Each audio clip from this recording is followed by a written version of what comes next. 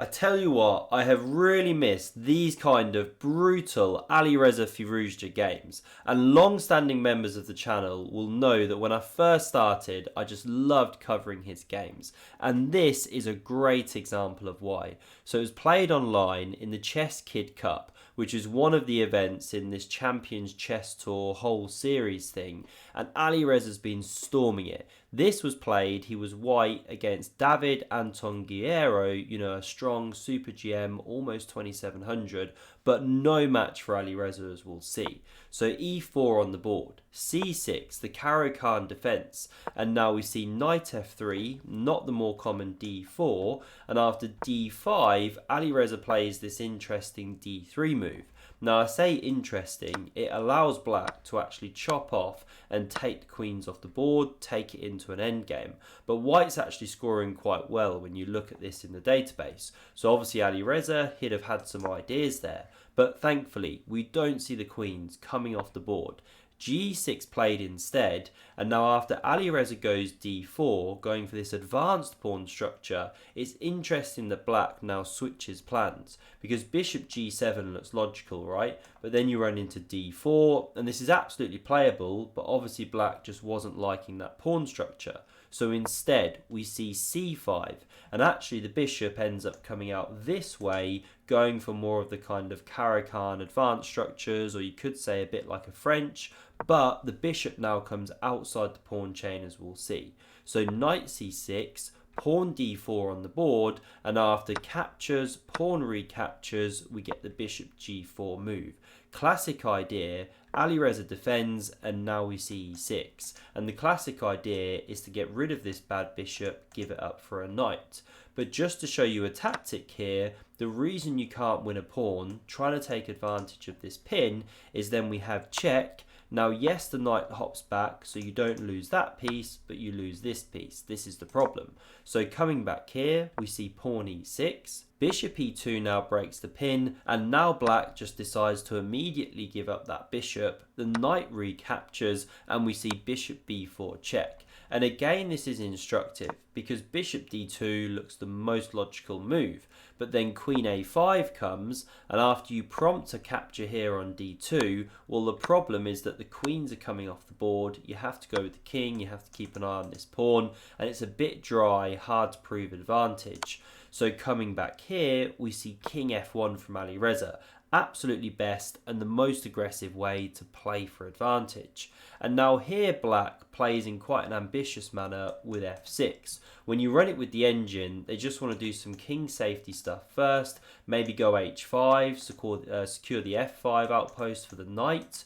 But f6 immediately starts to undermine the centre, but Alireza gets this chance now to go after the king because it has weakened this pawn. So he starts with queen a4, gets a question mark because the computer wanted to start with this pawn push, but not such a bad move, keeps advantage. Black activates the queen, and now a3 kicks back this active bishop. It drops all the way to the home square, but after h4 now from Alireza, again a question mark by the way, because b4 was the engine's top move, but this one's not bad. Well, now we see pawn takes, and the bishop springs back out here. By the way, the reason Alireza never captured on f6 is because then you would have activated the black knight. Now, this pawn here is attacked by two pieces, but what does Alireza do? He ignores that threat and goes on the counter-attack. I mean, there wasn't a good way to defend it, but the depth he's seen into this position is just awesome. Now, black goes wrong, should defend this pawn with king to e7, game goes on.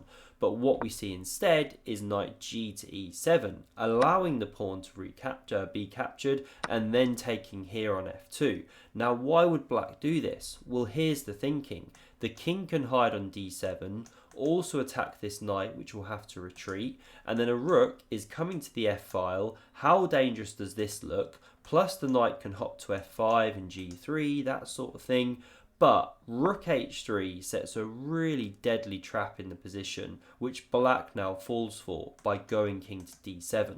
What should have been played? Well, knight f5 keeps the game very much alive, because there's no time to now swing this rook to b3, which we see in the game, because there's this huge threat to go knight g3 check. So you have to cover with the bishop, and now this knight can land on d4, covers the b3 square highlighted, and also puts a question to this one. So the line goes like this: queen recaptures, attacking this one. The best way for white to play is this, and the game goes on. It's roughly level. But what we see in the game is not knight to f5. Instead, king d7 falls for the trap, because now Alireza, he does not play a defensive move like rook f3. He goes rook to b3, hits the queen, which only has one square. By the way, the question mark is because the computer just wanted to give up the queen there. But who gives up the queen, right? Everyone wants to keep their queen. And what black's seen is, well, okay, what's going on here? Your knight is hanging. It has to retreat, right? But that's not what Alireza's got planned. He crashes through on b7 with check. Now he's giving up an entire knight. And let's not forget, black is actually threatening checkmate down here in 1. But what's the follow-up move here? Well, it's bishop g4 check, and this stunning kind of mating net is getting woven. Now you can't capture the pawn, or you literally get mated in 1. So instead, the king retreats to f7. If, by the way, the knight blocks, well then we just take, pawn recaptures, you crash through it with check, and the king's actually getting hunted and mated very soon. So the king retreats, but now we see a brilliant move to just finish the game basically on the spot. Can you spot it if you pause the video? So the way for white to win is rook takes on e7 with check.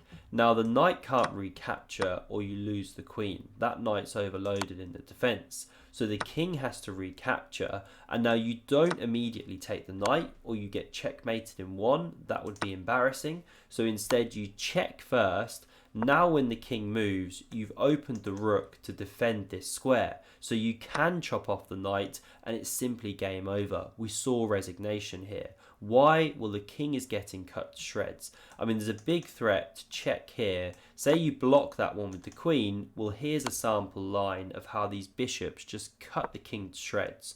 You can check from here, king e7, and that's checkmate. So we have missed this guy in action, I tell you. If you enjoyed this game, do hit like, subscribe to the channel to never miss a future video, and see another classic epic chess game, check out the video on screen. Thanks very much for watching, and see you soon.